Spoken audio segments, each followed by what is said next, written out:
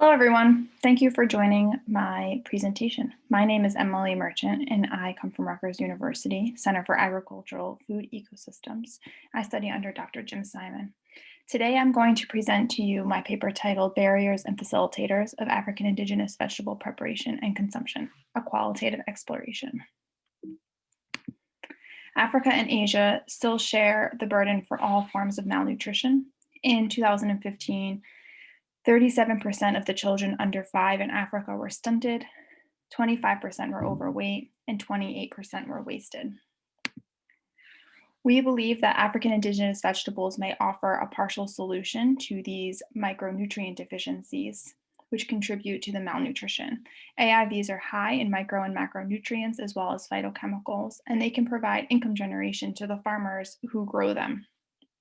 Most of the individuals that we worked with in this study are smallholder farmers. And so in addition to directly impacting household consumption through the nutrients that the vegetables provide, there is an unmet market that the farmers could sell their produce to increase household economics and household income, contributing to household dietary diversity in other ways. But focusing, for the sake of this talk, we're just going to focus on African Indigenous vegetables from the lens of the nutrients that they directly benefit themselves.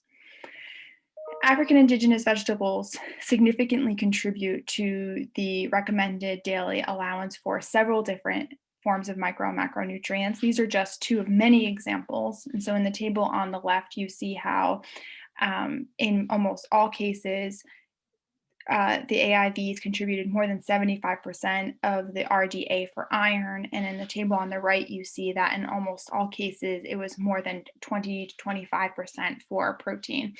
And this is very significant contributions to daily nutrient intakes. When you're thinking about the barriers and facilitators for the consumption of African Indigenous vegetables, one way to frame them is within the context of the food environment. So the food environment comprises of the promotion, affordability, availability, sustainable properties, and quality and convenience of the goods themselves. So in this context, right, we're talking about the AIVs. And then those factors influence the individual factors, which influence the diets. We further looked within the food environment and discerned between the external domain and the personal domain and the interactions that they have with each other. So on one hand, within the external domain, you have the availability or the presence of food, and then the accessibility. Can you physically get to it and purchase and acquire the goods? You have price. So what is the price within the market or the grocery store? And then the affordability. Do you have the purchasing power to buy those goods? And then these influence each other. As the price goes up, your affordability or your purchasing power may go down. As the price goes down, your purchasing power may go up. And then some of these are in relation to each other. The availability of a good could drive the price, which then drives the purchasing power. So in our study, we hope to uncover some of these nuances between these elements within the external and personal domain of the food environment. This study is part of a larger USAID funded research project titled Improving Nutrition with African Indigenous Vegetables in Kenya and Zambia. For this project, we used a market-first, science-driven approach. So objectives 1 and 2, or steps 1 and 2 of our research project are part of that market-driven. We surveyed in Zambia and Kenya 500 households, completed a quantitative survey, and then we conducted a focus group, which you'll see in each country. And the focus group in Kenya had over 100 participants. And then we did an economic survey, which surveyed 300 producers and intermediaries. So that comprised our market first. Our science-driven part was verified performance and best practices. This was both in the lab and in the field in terms of genomics, phytochemical composition, anti-nutrient composition, as well as field performances. And then all of this information was packaged into recommendations and best practice and methods to be disseminated to both producers and households. In some contexts, those were the same, and in other contexts, those were different, depending on the community that we were speaking about. So our research objectives specific to looking at our research objective and goal for the entire project was to improve micronutrient status within vulnerable groups in Kenya and increase consumption of AIVs at the household level. And then our specific study aims for the focus groups were to document current practices relative to consumption and preparation, as well as identify barriers to and facilitators for AIV consumption and preparation.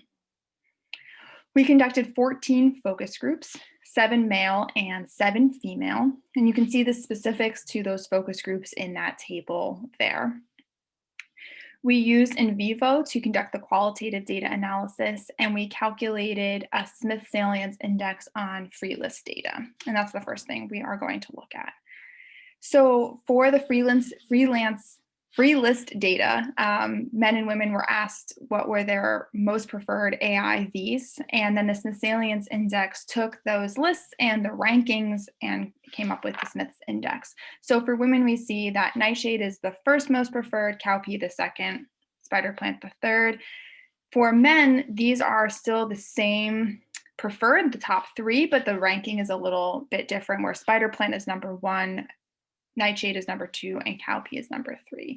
So overall, we see that African nightshade, spider plant, and cowpea are the 3 most preferred African indigenous vegetables within the communities that we interviewed. In terms of reported cooking methods, we have this table here to highlight all of our results as an overview.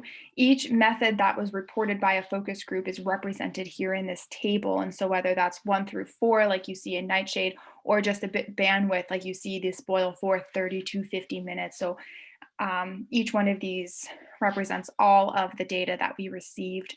There's a lot going on here, and so I'm not going to read this all to you, but what I want to share is that although you expect to see some level of differences in methods, depending on the recipe that you're following, depending on the dish that you're cooking, of course, there's going to be different methods, but there's extreme differences in the same type of method, boil for 1 to 5 minutes, then fry, or boil for 1 to 2 hours and then fry, with extreme time differences. And these time differences were actually noted here as a barrier by some of the focus groups, saying the local vegetables take a long time to cook, and that discourages some people because they don't have that time to cook these vegetables. In addition to it being a barrier for preparation and subsequently consumption, we also know that as you cook vegetables, or it's been reported in other literature that as you cook vegetables for longer periods of time, some of the nutrients within those vegetables degrade.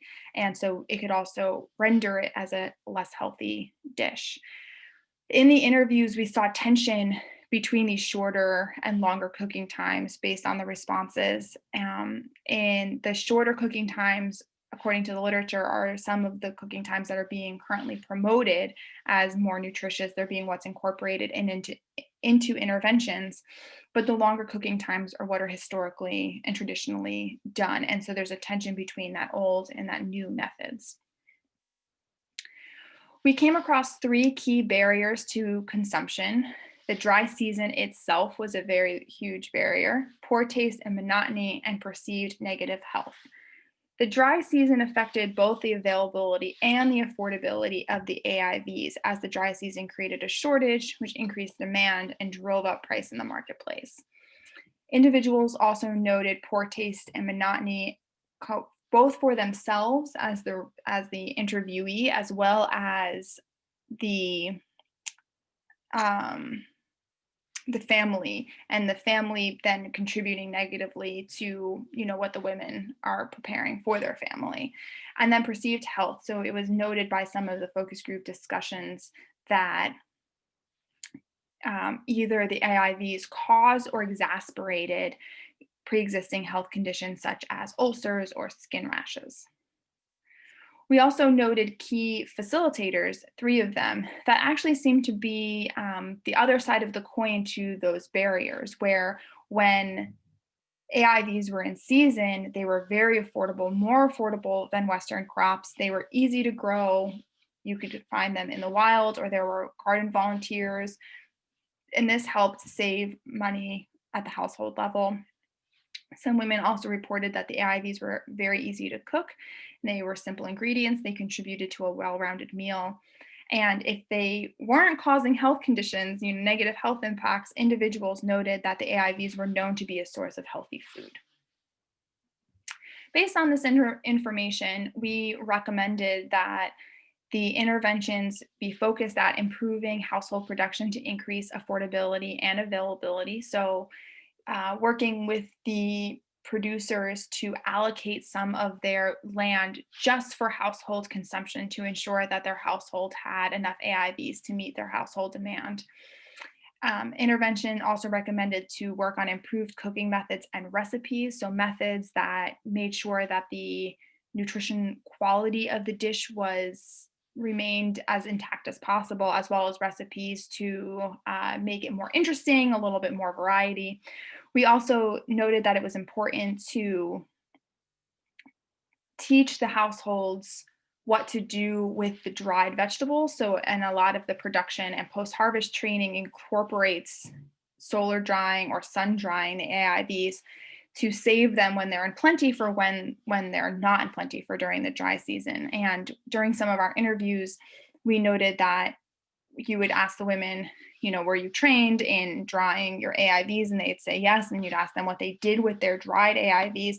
And they'd point to a bag of dried AIVs in the corner and say, I don't know what to do with them. I wasn't trained on what to do with them. So it's important in order to create your long availability and access that the women preserve vegetables when they're in plenty and then are taught what to do with them for that time. We also think that the promotion of the health benefits of AIVs should be at the forefront of all of the work that we do. So with that in mind, the intervention aims of our project focused on recipe evaluation and reinvention with the communities.